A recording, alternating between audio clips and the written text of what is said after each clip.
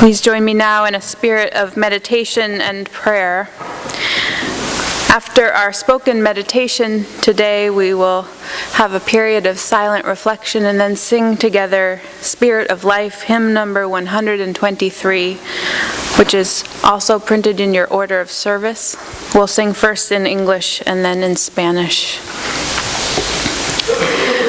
Our meditation this morning is by Elizabeth Tarbox. Dukkha, they say. The Buddhists say all is dukkha. It is hard to translate, they tell us. It means literally suffering, but the feeling of dukkha is closer to impermanence. The fact of impermanence is central to the Buddhist path to nirvana, enlightenment. Dukkha, all is impermanence. Nothing lasts. I thought of that yesterday watching leaves come down in a shower and the smell of rotting ones going back into the earth. Leaf to humus and back to earth to nourish the roots of the mother tree. The crows crying as the leaves fall and their nests are exposed. Dukkha, all is impermanence. And life goes on. And people who were with us last year at this time have died. All souls pass on. All is dukkha. Nothing lasts. The path to enlightenment is understanding, accepting impermanence to the point where we no longer struggle against it. That is the way of the Buddha. But here in the West, we search for that which is permanent, even as we live with the death of all things, all people. We search for a sure footing on the path strewn with fallen leaves. We notice the buds of next year's growth, tight-curled and waiting. We hold on to the things we can count on: our church, our community, our memories of those who died before us, our love and hope, and the search for certainty in a world that is dukkha. God of creation, God of today, let us find each other in a changing world. Let us experience love as something which exists, a possibility which is.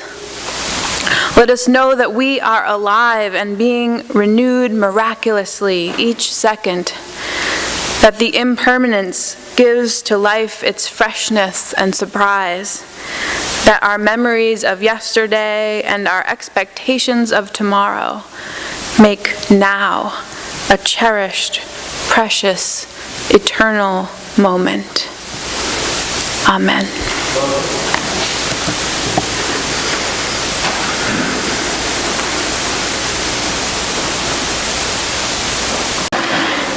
Our reading this morning is by Charles Stevens, Jr., called Essential Wisdom.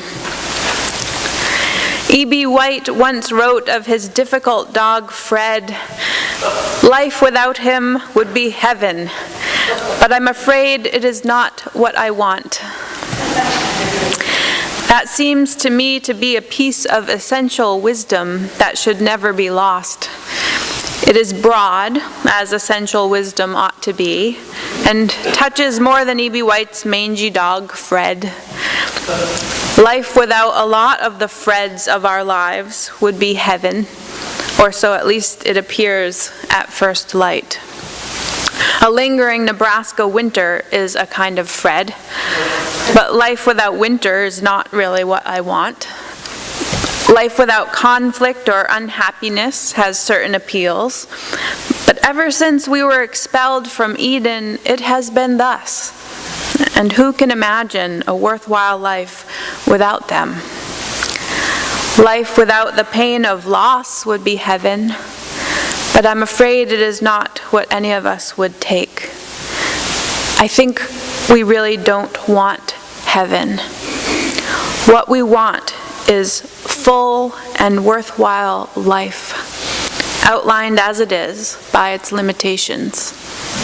What we want is not life without sorrow, but a fullness of experience that absorbs sorrow and joy, Nebraska winters and springs, living and dying.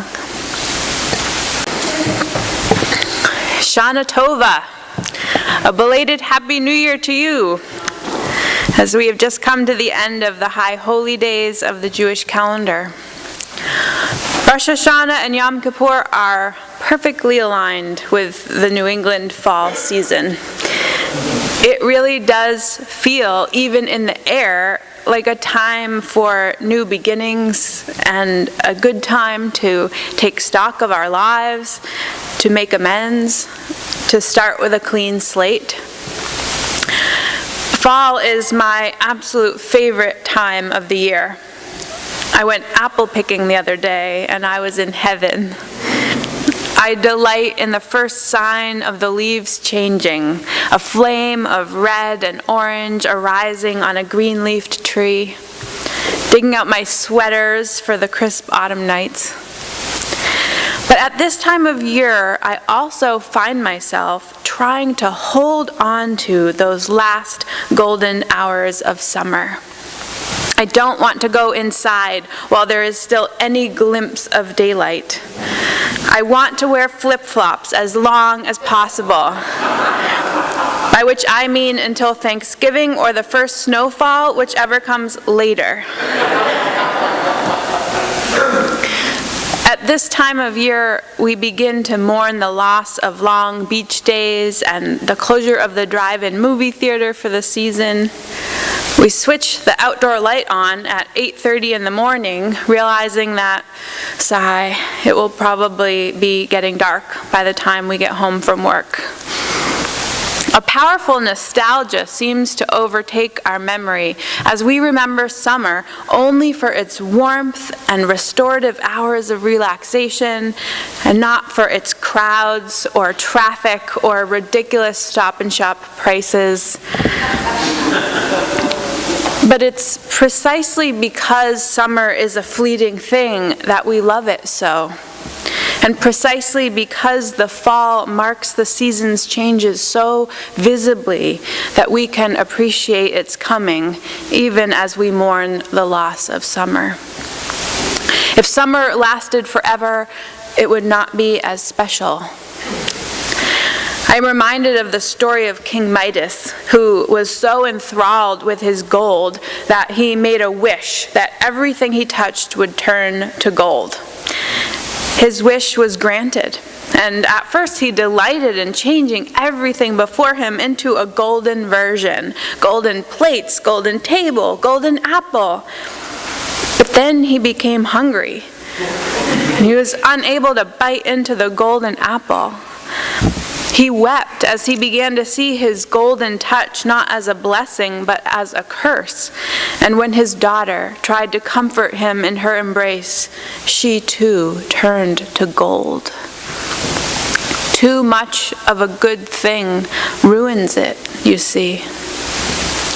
We wish for summer days to last forever, but then I think about those places in the world in which for at least part of the year the summer days do last forever, or almost forever.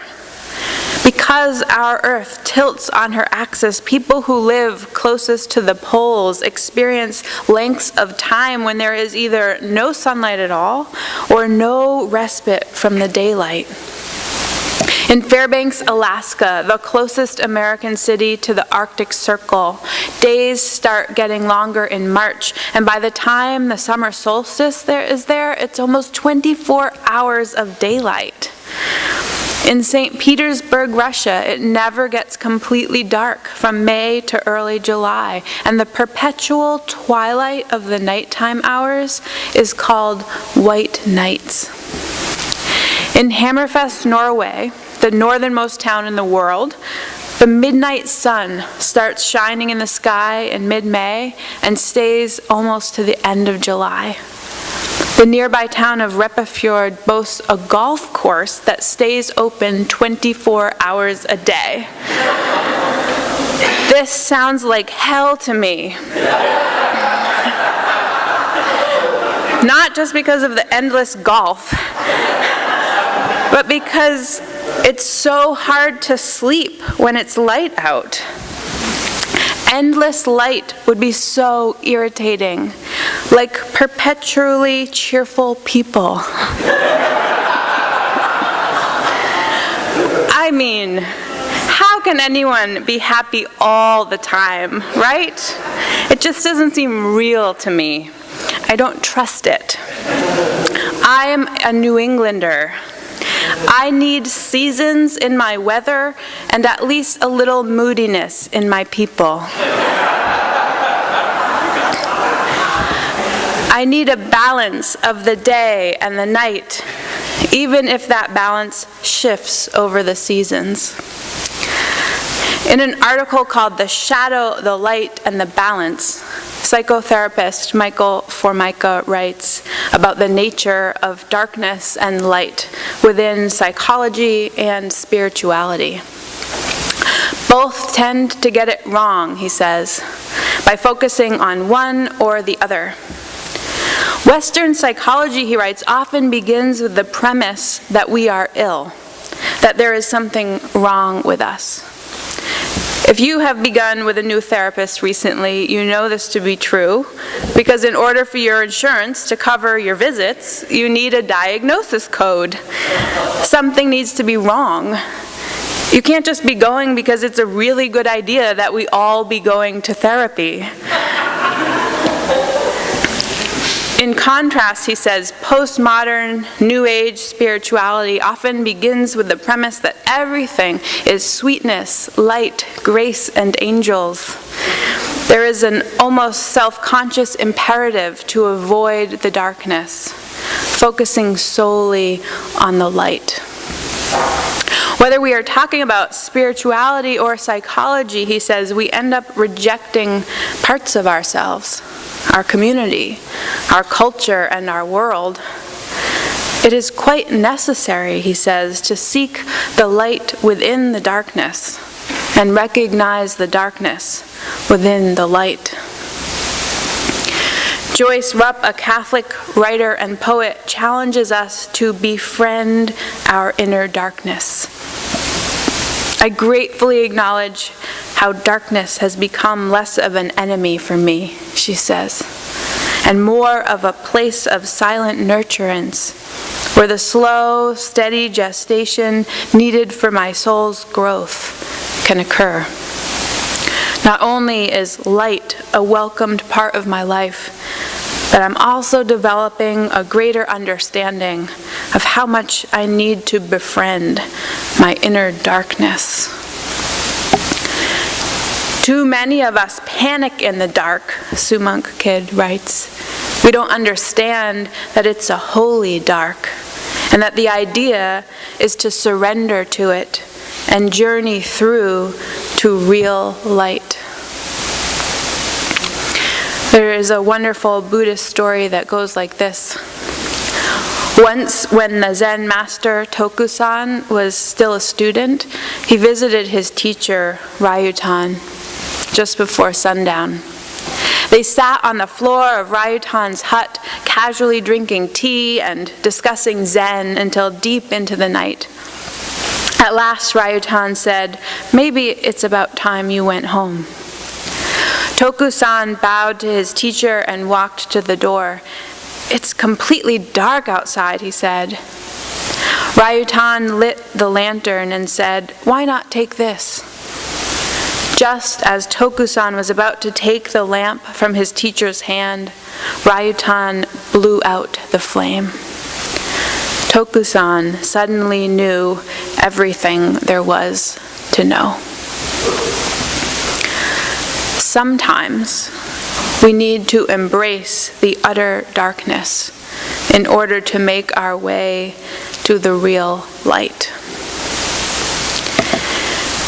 This weekend marks the fall equinox. That word equinox comes from a Latin word meaning equal night. On the day of an equinox, daytime and nighttime are of approximately equal duration. So, what does it teach us to spend equal amounts of time in the light and in the darkness? What does it mean to realize that we have both darkness and light within ourselves? How do we make sense of the balance of joy and sorrow in our lives? Those of you who have hung around here long enough over the past few years know that I rail against the theologies that everything happens for a reason, that the universe is testing us, that we all have our cross to bear, or that God will not give us more than we can handle. There is nothing positive or redemptive in itself about suffering. I have been through enough grief and sadness and depression and cancer in my family to know that I would not wish these experiences on anybody, and neither would any God that I would care to believe in. So I do not say this next part lightly.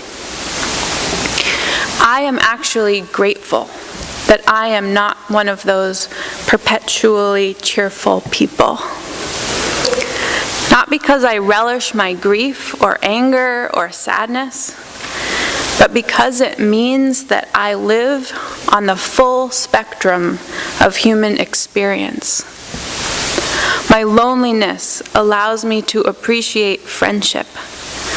My disappointments make my achievements sweeter. My anger crystallizes what I believe in. My regret allows me to make better choices. My losses help me to value and cherish love. So, what can the equinox teach us? For those of us who are struggling, maybe it can teach us to trust that though we are in a time of darkness now, there will also be times of light. That if we wait it out, tend to our hopes, are gentle with ourselves, this too shall pass. And that the darkness of loss can actually become the glimmer of hope in the future, as the light of our memories slowly begins to bring us joy instead of sadness. For those of us who are living in the light, maybe the equinox can teach us a deepened gratitude. Maybe it can teach us to be careful with our words, to know that at the peak of our joy, our privilege, our success, there are those who are grieving or struggling. Maybe it can make us more understanding, more generous, more willing to use our power for the good of others. Life coach Karen Sella writes, "Perhaps there is something about the abundance of darkness and decay that heightens our appreciation for life and our awareness that life goes on not only despite but also because of death. The small deaths of autumn are bearable reminders of the seemingly intolerable grief that each life must inevitably bear. Lessons of impermanence take on multicolored hues, a daily reminder to strip down to essentials and let go. The leaves fall, the sky weeps. Cleansing rain falls, driving us inward to huddle around the genuine warmth of heart and hearth. Just as fall leaves become rich compost for spring's new growth, life is enriched and transformed by loss. As much as we often mourn the absence of light and warmth, deep within the cool, dark ground is the soil of irrepressibly fertile life. In the fall, our roots beckon us deep beneath the surface to the source of eternal spring, to rest in peace, and if we're fortunate, awaken in the spring. Now is the time to pay attention to the inner depths of our experience beneath the surface, restoring the balance between outer and inner, action and reflection, darkness and light.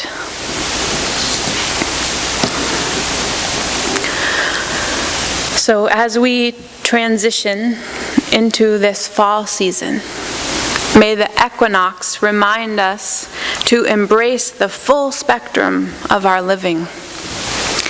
May you enjoy this, my favorite season on the Cape, and take advantage of all the things it offers us. Not just the ability to take a left turn freely, or to order a pumpkin spice latte. Take advantage, too, of the deeper gifts of the season, the ones that ask us to slow down, take stock, make amends, start over, spend time in the darkness, and appreciate the light. Amen, and blessed be.